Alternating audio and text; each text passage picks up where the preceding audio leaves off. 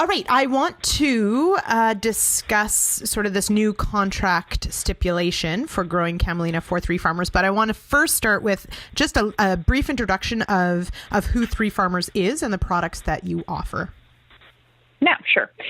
So Three Farmers is a company based right here in Saskatchewan, and we began back in 2009, I suppose, with our camelina oil. And so our mission here at Three Farmers is really to connect Canadian farmers with our consumers by bringing sustainable, quality food products to the marketplace.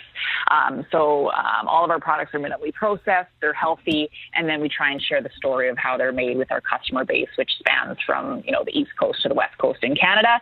And we do have made some inroads into the U.S. as well. So, like I said, we started back in 2009. We were the first to introduce camelina oil into the Canadian marketplace. So we did all the Health Canada approvals for that product, got it certified as a novel food status here in Canada, and introduced it to mostly specialty and independent stores, and started growing our distribution from there. And then in 2014, we branched into snack foods, and that's what really helped sort of build out our brand and helped us really find what our focus is, which is on that minimally processed, healthy food products while sharing the story of how they're made. So we have a couple of snack lines, which is our roasted chickpeas, and then our roasted green pea product, which is our pea pops line. So right. Yeah. So right. And so it started very much sort of on the camelina oil side, but you've certainly expanded to include several different snack foods and offerings as well. Yes, you bet. Yeah, and we actually use our camelina oil on our snacks as well to bind the seasoning. So on any snack food, they're usually using an oil product to help bind that seasoning to the actual product itself. Right. And for us, it just made sense to use our camelina oil. It gives it that omega-3 kick in the product. We know the quality of the product. It's cold pressed. It's got the stability that we need. And then we're not using sort of refined generic oils like your typical sunflower oil or a refined chemically extracted canola oil or something like that. So right, and so this is I did a bit of digging. I remember when camelina sort of rolled out years ago, or that we started to hear about it, sometimes called false flax, and there was a big push that as an alternative oil to say canola or something like that. But it's quite a magnificent little crop. That it's an older crop. It has a super high smoke point. And tell me a little bit about the fatty acid profile, because it's quite balanced and sort of has an advantage over some other oils as well. For sure. Yeah, it's very unique. So we always, when we're talking to consumers about the nutritional aspects of camelina, we always try and liken it to an already existing oil, because that's how they kind of wrap their head around it. So we always sort of consider it closer to flax than any of the other oils, simply because it has that higher omega-3 than omega-6 profile. So it's about a 2-to-1 ratio of omega-3 to omega-6, and flax is about a 4-to-1. But the difference between camelina and flax is that camelina is very stable. So it has this exceptional vitamin E content that sort of wraps itself around those omegas and really protects it. So it has this 2-year shelf life from press date when stored appropriately, and it has this 475 degree Fahrenheit smoke point. So you can actually use it in a functional way in your kitchen, and it doesn't break down.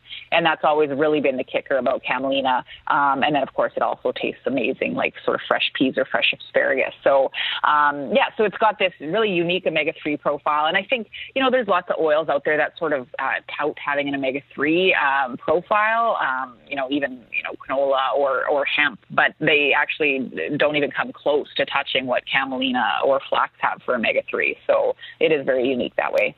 Okay. And so now switching gears a little bit, although I will say that I believe it was when Three Farms first started, I did get some samples of the camelina oil for salad dressings and all that, and it is delicious. So just throwing that out there. Yeah. Like on its own, it's delicious. It's really great. Yeah. So it actually has a flavor. It's very light. Yes. Yeah. So it takes on other flavors. So in a salad dressing, it's not as heavy as an olive oil, right? It's not a dense fruit. It's a light vegetable oil. So it's really nice to use for salads and in your everyday cooking.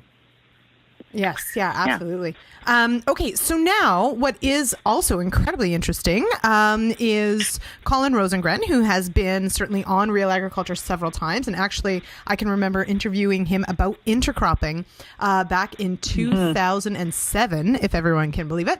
But tell me more about what sort of rolled out this week with actually in the contract to grow camelina for 3 farmers. There's actually a stipulation about intercropping. Tell me more about that. For sure, yeah. So this is actually the first contract that we've put out for camelina acres. So to date, it's been our 3 farmers that have done all of our growing for us. So it's been kept sort of internal, and they've been able to grow our needs. But as we grow, and with our expansion into the equine space within the last 18 months, we've seen a real surge in the need for camelina seed. And so for us, based on the growing trials and the experience that we have growing camelina, it actually grows best when intercropped with lentils or peas. We find that's when we get our best yields, and so that's one of the stipulations that we put into this camelina intercropping production contract, that we would provide them guidance in how to do this if they haven't intercropped before, and that we want to see them growing camelina side by side with the lentils and the peas as we've done internally ourselves in the past. So, right. Yeah, so it's very exciting. Yeah. And so, and because certainly, for those who grow anything under contract, usually it's increased perhaps paperwork or tracking what you're using or those sorts of things. But I don't know that I've ever seen that a crop must be grown with a companion crop. So that's really quite fascinating, I think, for Western Canada especially. But you also mentioned that this will be the first time that you're contracting outside your 3 farmers. How much of an opportunity is there for Western farmers who might be interested?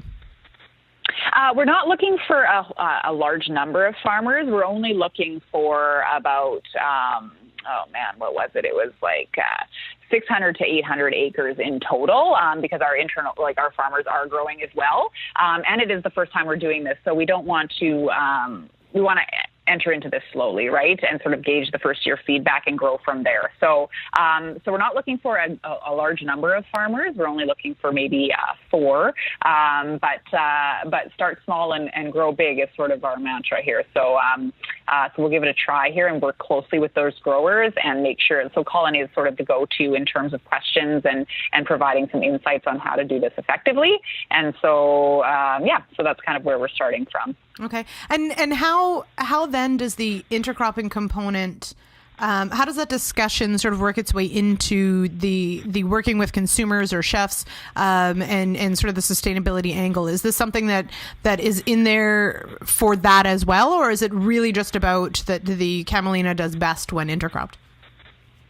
No, there's definitely the sustainability angle for ourselves as well. That's one thing that we're very committed to at 3 Farmers, obviously, is our agriculture practices. That's where all of this started, really. And so we found intercropping, it makes sense to us. You're mimicking nature instead of monocultures. We're growing polycultures, and Colin's very dedicated to that cause. And I think he's done an amazing job of spreading the word. Like you said, your first interview with him was like back in 2007, and I just got off a call earlier in the week with crop insurance here in Saskatchewan, and for the first time ever, they're going to be offering insurance for intercropped crops. And so they've seen a surge from like 4,000 acres grown to over 40,000 in just the last couple of years of intercropped acres here in Saskatchewan. So it's definitely on the rise, and we like to consider ourselves sort of a leader in that.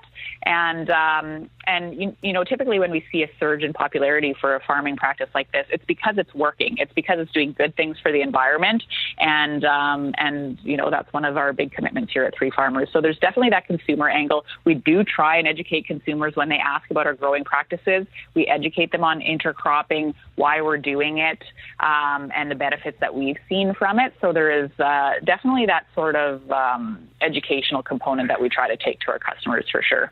Wonderful. Okay, and so for any consumers and or farmers that might be interested in either more information or potentially a contract, where should they go for information? If they know Colin personally, Colin is a great resource, and they can reach out direct, or they can reach out to myself through the 3 Farmers website. There's a contact page on there, and they can simply fill out the form, let us know their interest, and that comes to the office and would be directed to myself, and we would reach out from there. All right, wonderful. Okay, thank you so much, Natasha. Yes, thank you.